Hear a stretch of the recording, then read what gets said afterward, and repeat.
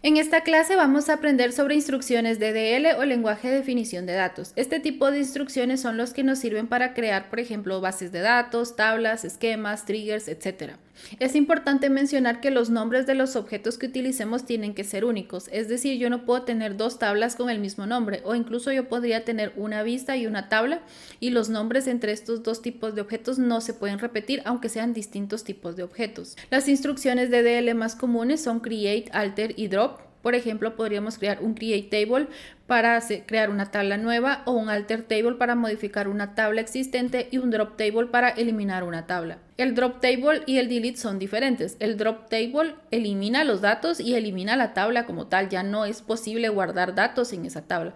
El delete únicamente borra datos de esa tabla, pero la tabla sigue existiendo. Acá tenemos un ejemplo de create database. Entonces escribimos create, luego database, o el tipo de objeto. Si quisiéramos crear una tabla, entonces create table, o si quisiéramos crear un trigger, create trigger, y así el tipo de objeto que queremos crear y luego el nombre, que tiene que ser único. Acá nuestra base de datos DVD rental ya existe porque es la que estamos utilizando de ejemplo, entonces vamos a ponerle DVD rental-dev.